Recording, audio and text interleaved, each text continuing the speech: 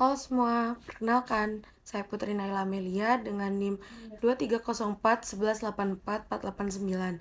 Di sini saya akan mempresentasikan tentang kesalahan berbahasa di sekitar kita. Oke, tujuan dari judul yang saya ambil yaitu kesalahan berbahasa di sekitar kita, yaitu pertama, mengetahui pengertian, jenis, sumber, dan dampak kesalahan berbahasa. Yang kedua, ada mengetahui cara menghindari dan mengoreksi kesalahan berbahasa. Yang ketiga, mengetahui contoh-contoh kesalahan dalam berbahasa yang sering terjadi di sekitar kita.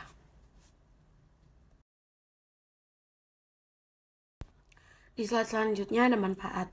Nah, manfaat yang dapat diambil ialah 1. Meningkatkan pengetahuan dan kesadaran tentang bahasa yang baik dan benar. 2. Meningkatkan keterampilan berbahasa yang efektif dan komunikatif. 3. Meningkatkan rasa cinta dan tanggung jawab terhadap bahasa Indonesia.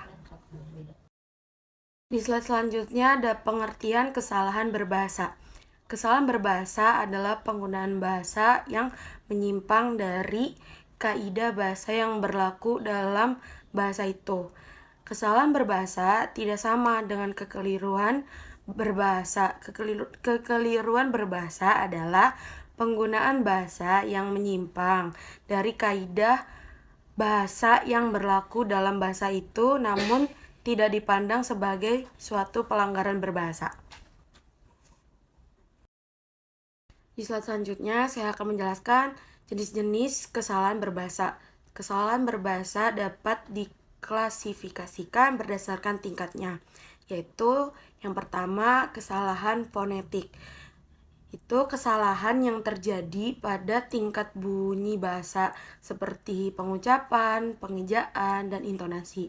Yang kedua, ada kesalahan morfologis, yaitu kesalahan yang terjadi pada tingkat bentuk kata seperti pembentukan, pengimbuhan, dan penggabungan kata.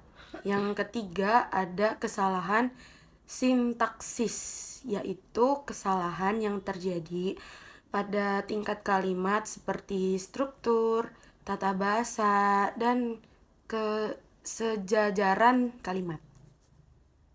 Nah, yang keempat ada kesalahan seminatik, yaitu kesalahan yang terjadi pada tingkat makna seperti pemilihan, penggunaan, dan pemahaman kata.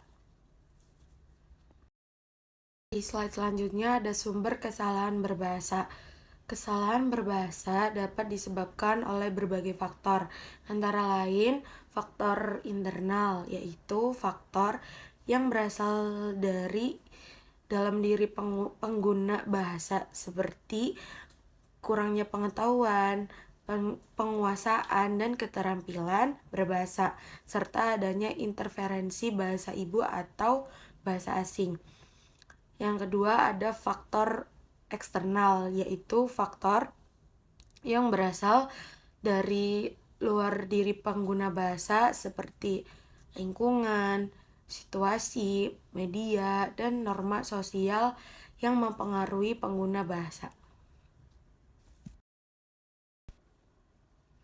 Dampak kesalahan berbahasa.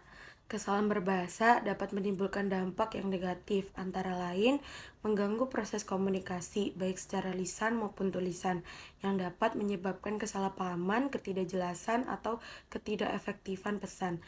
Yang kedua, ada menurunkan kualitas bahasa, baik secara estetis maupun pragmatis, yang dapat menyebabkan kekacauan, kekaburan, atau kehilangan makna bahasa.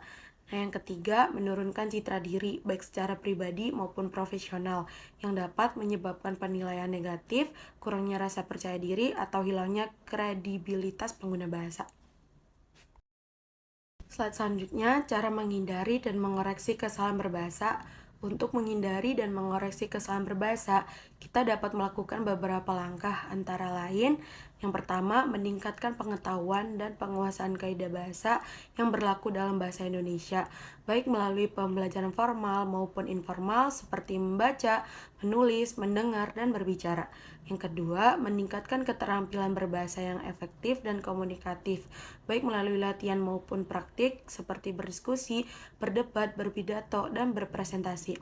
Nah, yang ketiga, meningkatkan kesadaran dan tanggung jawab bahasa Indonesia baik melalui sikap maupun perilaku seperti menghargai, menjaga, dan melestarikan bahasa Indonesia sebagai bahasa nasional dan bahasa persatuan.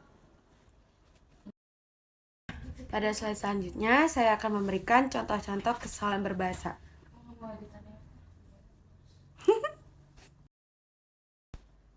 Contoh kesalahan fonetik seperti yang digambar ini dapat dikoreksi.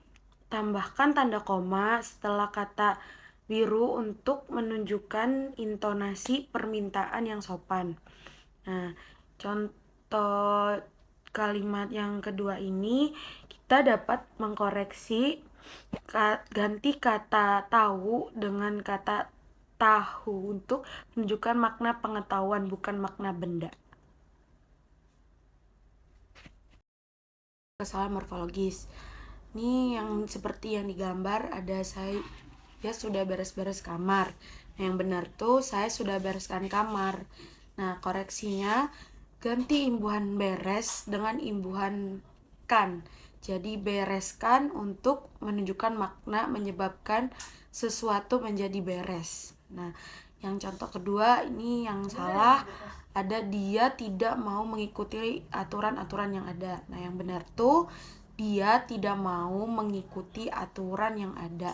Jadi koreksinya hapus pengulangan kata aturan karena sudah diwakilkan oleh imbuhan me yang menunjukkan makna jamak. Nah, ada kesalahan sintaksis seperti contoh yang ada di gambar. Ini dapat dikoreksi, pindahkan kata dia ke belakang kata mau untuk menunjukkan struktur kalimat tanya yang benar. Nah, yang contoh yang kedua, nah ini dapat dikoreksi.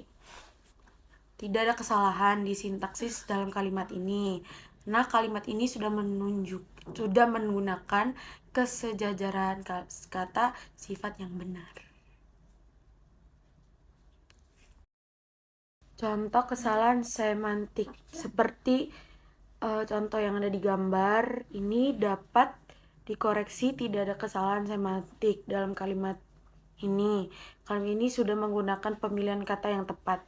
Nah, contoh yang kedua, kalimat yang kedua ini dapat dikoreksi, ganti kata panas dengan kata hangat untuk menunjukkan makna suhu yang sesuai dengan selera makanan.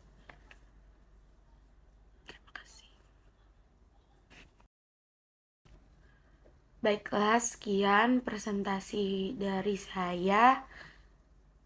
Ini terima kasih.